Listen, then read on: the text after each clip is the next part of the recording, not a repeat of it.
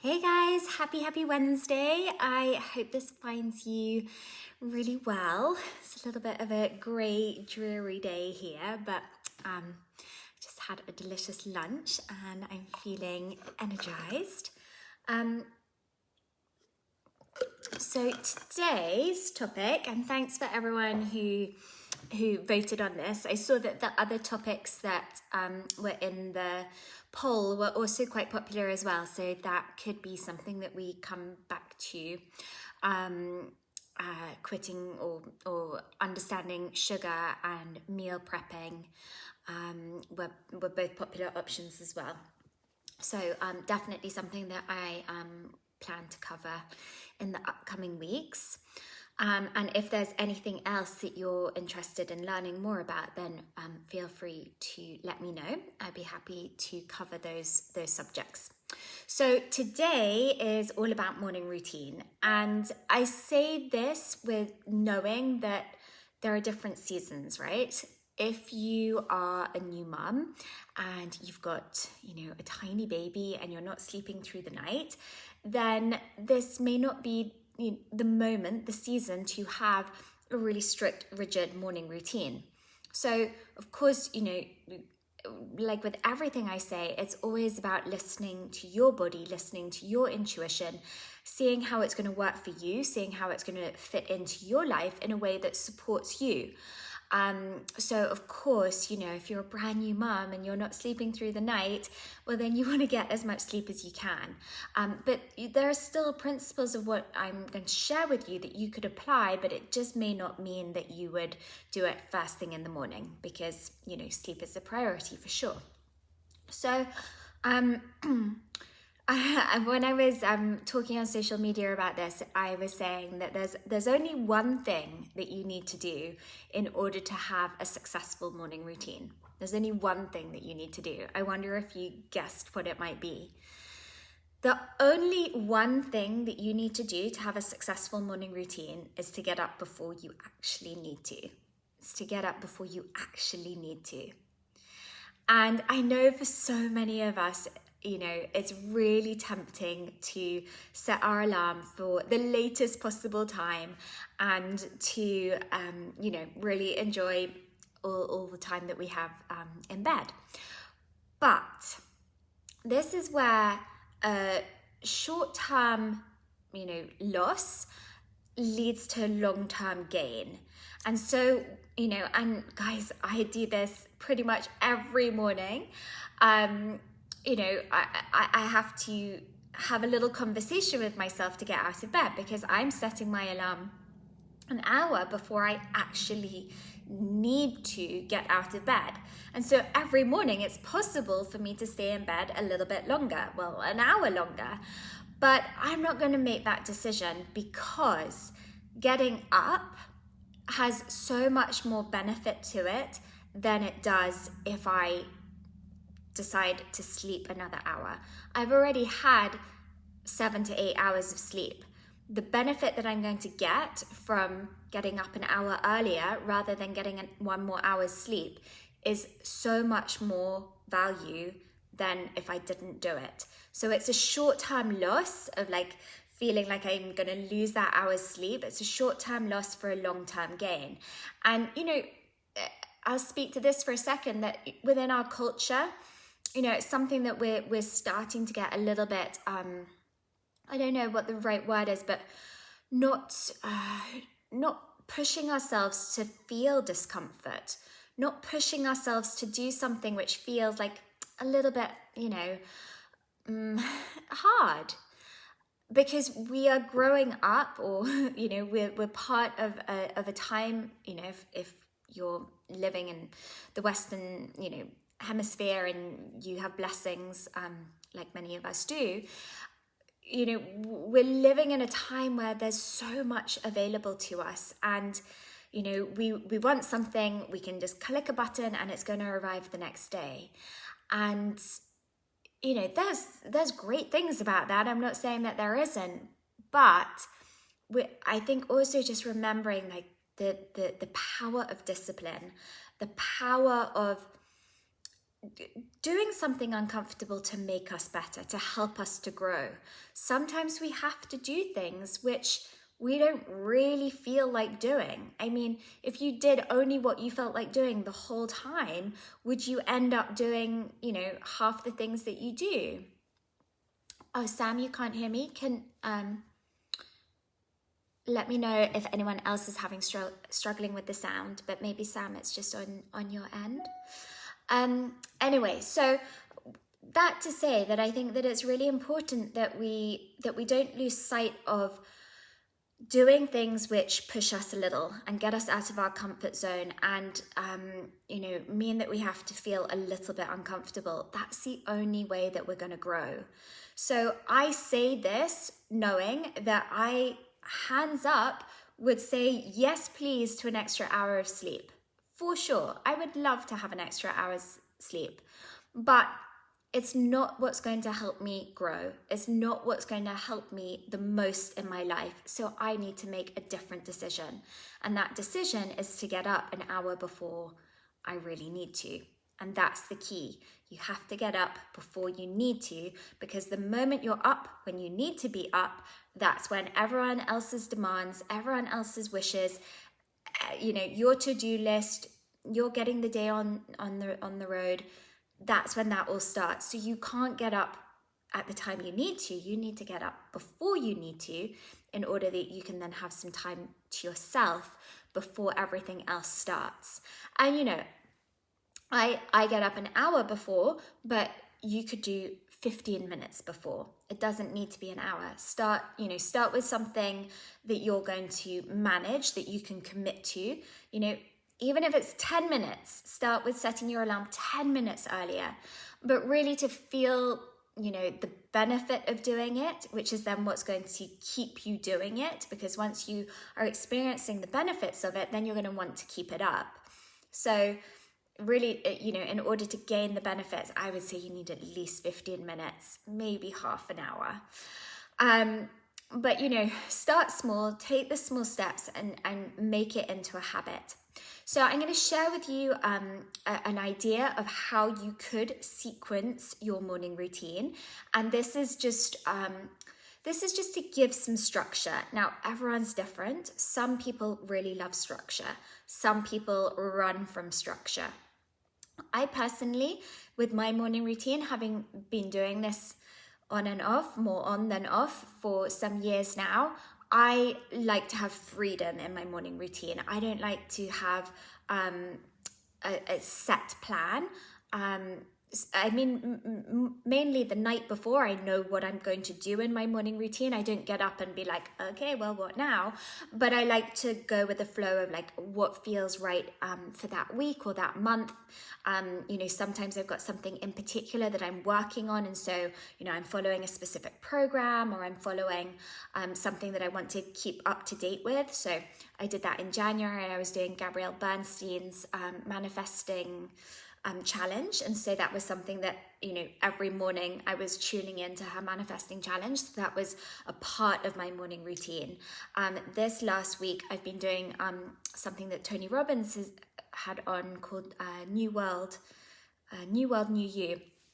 And I've been following that for this last week. Now, his trainings are more like 2.5 hours, so I wasn't getting through that in my entire morning, but it was taking up a good chunk of my morning routine. So for me now, I like to do with whatever's current for me. But in the beginning, and I recommend for most people, in the beginning, you follow some kind of structure until you find your groove and you find, what works for you. So I love a book, and if you're one of my clients, you will have heard me talk about this. I've probably recommended you buy it. It's a book called The Miracle Morning by Hal Elrod. That's H-A-L and his surname Elrod, E-L-R-O-D, The Miracle Morning. It's a phenomenally popular book. And in that and it's a very short book, you can get through it incredibly quickly, but you don't even need to buy the book, because I've got something, a great little bonus that you can grab a hold of, which will pretty much take you through the Miracle Morning routine. I mean, you're welcome to buy the book, but you don't need to if you don't have the time. So in his book, he uses an acronym called SAVERS. And within that acronym is to give us guidance around how to go through our morning routine. Now, he does say, you can spend as long as 10 minutes in each of these sections. There are 6 of them. So that would obviously take an hour to spend 10 minutes in each of the sections. He says at a minimum, do 1 minute. So that's 6 minutes total. Do 1 minute in each of these areas. Now, like I said, I don't follow this pattern anymore. But I do think that it's a really useful structure to help you in the beginning. And the bonus that I have for you guys is going to take you step by step through each 6 of these steps if you'd like. So the first one, so SAVERS, so the first one is S. So that stands for silence, or you could translate it as meditation. So starting our morning, tapping into ourselves rather than going outward, listening to ourselves, connecting, feeling guided, whatever silence, whatever meditation means to you. It could be prayer, any technique like that, which brings you into a quiet place. So silence is his first, and then affirmation, the next bit. Affirmation is his second. So practicing putting out into the world via our voice what it is, the words that we want to use to create the life that we want to have. So affirming, an affirmation helps us to really put into language where it is that we want to go to. And so they're always stated in the present tense, and it can be something, again, I like to keep it current with what I'm working on in the moment. So, some of you are joining Gus and me in our cleanse this month, or for the 30 days. And so you may want to be using an affirmation like, I'm healthy, I'm full of vitality. Or you may be working on something within your business and you want to affirm, I am successful and confident. Or, whatever it is, you may be healing from a broken heart, or, anything that it could be. You want to have an affirmation which is helping you to create the future that you want in the present, to create the future that you want in the present. That's what an affirmation helps you to do. So spending 1 minute to 10 minutes on your affirmations. Then visualization. So visualizing, like it could be visualizing, I talked about this last week about managing stress. Visualizing what your ideal day would look like. This is actually what I do when I'm still lying in bed having the conversation with myself about whether to get up or not. That's something that I like to do. I quickly run through some gratitudes. So I say I'm grateful for the super comfortable bed that I don't want to get out of. I'm grateful for the heating. I'm grateful for warm water. I'm grateful for food in the fridge. I just run through really simple things that I'm grateful for, and then I like to just think. I try to remind myself what day of the week it is, because that's a challenge at the moment. So I'm like, okay, today's Wednesday, so I'm seeing this client, I'm doing, this video. And so I like to look at my day and think, okay, well, how could it go to, the best possible version of it? And I like to visualize, everything working out, and like me having a little bit of time to myself. Am I going to go for a walk? Am I going to do some yoga? And am I going to do a workout? Maybe even, like, what am I going to eat? Things like that. So I do very quickly, but I do a little visualization whilst I'm still lying in bed. So that's his third, visualization. Then his fourth is exercise. Now this is, again, something that you could spend 20 minutes, 30 minutes. You could, spend much longer, or you could make it as short as 1 minute. So I really see the value in super quick bursts of exercise. So for me, I don't do a big workout in the morning. I have experimented with that. Maybe in the summer I'll go back to that, but currently I'm not doing a workout in the morning. But I do love just to get my energy up a little bit. So like I do silly things like, and this has been, Tony Robbins reminded me of this from doing his challenge this week, like just get your energy up, like shake out your body, dance, I do like some star jumps or some sprinting on the spot or something like that, literally just for a minute or two, just to get the heart rate up, just to feel alive, just to shift you out of that state from when you've been sleeping to, okay, yeah, now I'm ready for the day. It makes a big difference. So truly, I really believe it doesn't need to be a huge amount of exercise. On the other hand, if this is the only time of the day that you are going to find to exercise, this is a great moment. This is a really great moment to schedule that in. Now, I'm lucky because part of my job involves me exercising. So depending on how many clients I'm seeing, etc., I don't always feel the need to do additional exercise. And if I do, sometimes I want to go for a walk, or sometimes, or other times I do schedule in my own physical activity, but I have the freedom in the day to find a slot where I can do that. And because exercise is very high on my priority list, if I'm not seeing, if I'm not active with enough of my clients, I know that I will make that happen for me. But there have been other times in my life where it's been like pertinent that I do my exercise in the morning, because, take the holidays or like times like that where I think if I don't do it now, there's no other time. This is my time to fit it in. Then it's a brilliant time to do it. So particularly for mums, right now when you're at home and, I'm in a very fortunate position where I have help. So it's different for me, but I know many of you don't have that help. And so you're homeschooling, you're trying to do all your own stuff, etc. Taking that 10-15 minutes of doing some exercise for you, then I promise you it will change your day. I promise you it will. And so again, like it doesn't have to be, definitely I'm so anti hour-long workouts and stuff like that. It's really not necessary. You can be really efficient with your time. Do 10-15 minutes of, HIIT workout, or just something that's getting your heart rate up and down, and that is going to be much more effective than doing like a 1 hour kind of all in your heart rate staying the same. So sprinting is excellent. Even if it's sprinting on the spot, sprinting is excellent to get your heart rate up and then let it come down again and then sprint again, etc. Like that's fantastic, and that's an efficient use of your time. And even if you're not doing that, just throughout the day, do little things. Like if you're home with your kids, like jump around with your kids, dance with your kids, go a little sprint outside. Like if you're going to get the rubbish bin from, the end of your driveway or something, then, sprint down to it and then walk your way back up. My kids love it if I chase them around the kitchen, and, I don't always feel like it, but, it definitely, I notice the difference when I do it. Like, it changes your state, and so it's really helpful for that. So exercise, and then reading is the fifth, reading. So reading, and he recommends something within the lines of self-development or some spiritual text, or even if you're studying for something in particular. So this for me is going to have to feature at some point in my morning routine in the next month or so. I bought this parenting course. I'll show it to you.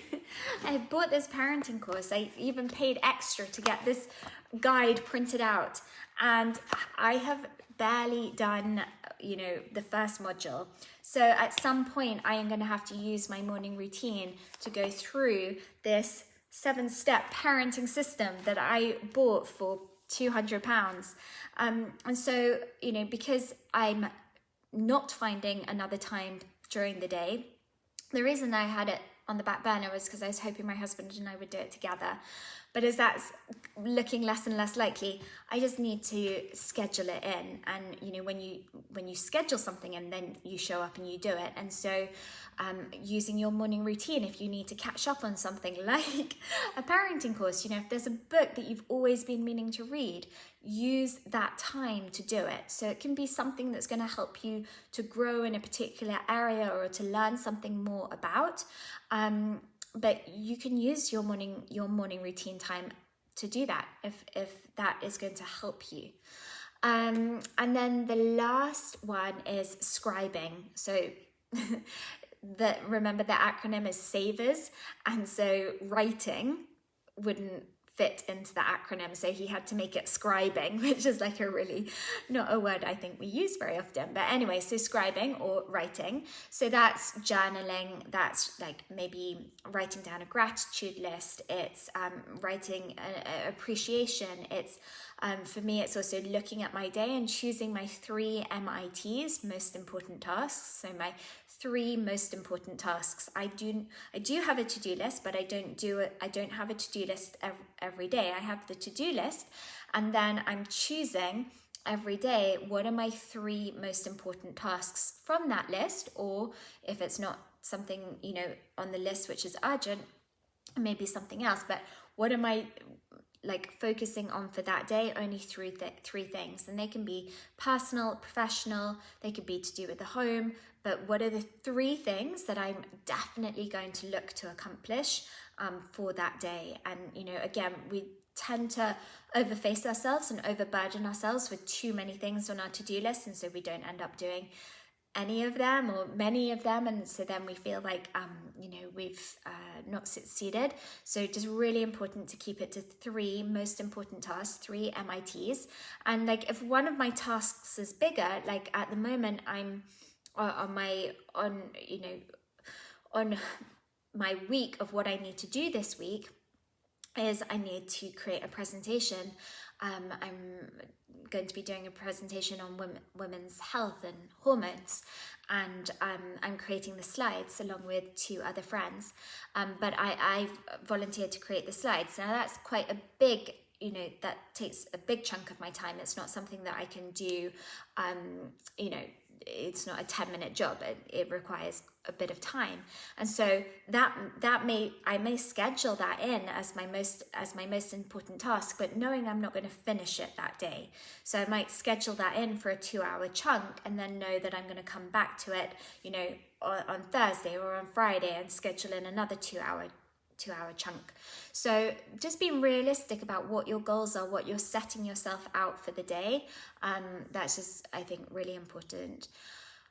So yeah, just to recap, so the 6 from the SAVERS acronym: silence, affirmation, visualization, exercise, reading, and scribing or writing. And that can be, like I said, any kind of writing that you feel drawn to. You can free write for I was going to say an hour. You can free write for a minute to 10 minutes. I have a lovely journal. Again, I don't use it every day, but I have a lovely journal that, you know, when I'm called to, I like to write in there. It like sets me out with different prompts. There's a lovely journal that if you want to get the bonus, which is free, but if you want to opt in for that, I put a recommendation of a journal in that section, which is called the 6-minute journal, which many of my clients have enjoyed using. If you want to dive deeper into the subject, then obviously this book, The Miracle Morning, is a great book that you could look at. Also another book called The 5 a.m. Club by Robin Sharma. The 5 a.m. Club by Robin Sharma. Now, I'm not yet at 5 a.m. It is a goal. I would like to get there. My husband actually gets up at 5 a.m. I was pretty positive that come this January, I was gonna join him at 5 a.m. and it just hasn't happened. I'm a little bit of a night owl. I mean, I make sure I go to bed not too late, but I really like the evenings. So, and I find I need quite a bit of time to decompress. So at the moment I'm reading for about an hour, a fictional book, but I'm reading for about an hour in bed before I go to sleep. So, whereas he's already snoring next to me. So it is a goal of mine to join the 5 a.m. club, but I'm not there yet. But it is a fantastic book. It's been really well received. So that's the 5 a.m. Club by Robin Sharma. So those are 2 books that you could definitely dive into for a little bit more information about the benefits of having a morning routine. And what I was mentioning to you, if you want to opt in, if you go to my website to breatheeatmeditate.com/morning routine. So breatheeatmeditate.com/morning routine. There's an opt-in there for, it's a week long, you get an email every day for a week, and it's broken down those 6 parts of the Miracle Morning. So each day you're reminded of what it is, and you have a little exercise from me about how you could put that into action. So yeah, that might be something that you want to use to help just set you up. And then, you know, like I said at the beginning, that then you can start with having a little bit of structure around it, but then to find your own way of doing it. My husband, he reads for about an hour and a half. So he read the Miracle Morning, it changed his life, and he uses his morning routine to read. And that's not what I would want to do. I don't want to read for an hour and a half, but that's what he wants to do, and that's what brings him joy. So he reads for an hour and a half, and he does about 20 minutes of yoga. That's how he uses his morning routine. So, you know, you can obviously use it for anything that works for you, anything that you need, but it is helpful to start with some structure, and it is helpful to try a couple of different things, as in, you know, some of these ideas that maybe you've not practiced before, because once you start to feel you know, the benefit of it, and that's why a little bit of consistency is important, but once you feel the benefit of it, then it may be something that you would then want to put in place and keep that as your habit. And you know, I spoke about this, I think I used it in the Facebook group as the name of this live video, a quote from Louise Hay, which is, how you start your morning is how you live your life. How you start your morning is how you live your life. And the reason why I think that that's so true is because when we get up, you know, as I used to, by the kids waking me up, we're already on the back foot. Like, I already feel like I'm, you know, having to take on all of their things before I take care of my own things. And it also means I don't feel like I give my best self to them either, because if they're waking me up, and you know, the chances are I probably still want to be asleep. I mean, there are those times when you have those lovely cuddles, but we still have those lovely cuddles, except I'm just up and I'm dressed.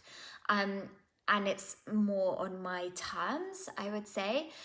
But so when they used to wake me up in the morning, and, you know, it was them changing my state. Now it's me choosing to change my state. So I'm going from sleep to awake on my terms. I'm going from sleep to awake in a way that brings me joy and positivity, so that then when I do see them an hour later, I can be a better version of myself, and I can give to them better. I can be less reactive. I can be calmer. I've already essentially taken care of myself. I've filled my cup, and we all know that quote, you can't give from an empty cup. And so I've taken care of myself so that then I can take better care of them. But, you know, it's even the little things, like I've got myself dressed, I've brushed my teeth, I've put on some makeup, I've filled my water bottle with water. Like I've taken those steps so that then I can be present to them. And it may sound small and it may sound silly, but to me it makes a huge amount of difference, and I think it will to you as well. So I think that's everything that I wanted to share with you. Again, if you want to opt in for that email sequence and get a daily email for a week to help you just establish this routine, it's breatheeatmeditate.com/morning routine. And of course, if you've got any questions about this, then you're welcome to put them in the comments. San, you say, great idea. Suspect I'd need about 3 hours, but we'll definitely give it a go. Yeah, I mean, and me too. Like, that's why it is a goal of mine to get to getting up at 5 a.m. Like, that is definitely a goal of mine. I would like to do that because I would like to have longer in the morning. You know, sometimes it's only 45 minutes because if my alarm goes off at 6:30 and then I've maybe procrastinated in bed for 10 minutes, you know, by the time I brush my teeth, etc., you know, then I only really have 45 minutes of doing the things that I'd like to do. So I would really like to extend that time. I 100% on the occasional times when I have got up more like 5 or 5:30, I've noticed, I've seen, you know, how much you can get done in that time, and it's awesome. So yeah, will you cheer me on and encourage me to get to 5 a.m. and if any of you are planning to get up at 5 a.m. Maybe you can give me the push to do it too. But yeah, like I said, my husband does it every morning, and sometimes I even wake up with his alarm and I'm like, I could get up, and then I don't. Yes, Nikki, progress, not perfection. That's absolutely right. Yeah, I just need to stop reading at night. I just keep saying to myself, oh, just one more chapter, and then one more chapter turns into 5 more chapters. Anyway, if you've got any questions, then of course let me know, and otherwise I'll probably pop a poll in the group again for what topic you would like to discuss next week. And like I said, if you do have suggestions that you want to make, then feel free to as well. All right, well, I hope you found that helpful, and sending you lots of love, and have a wonderful day.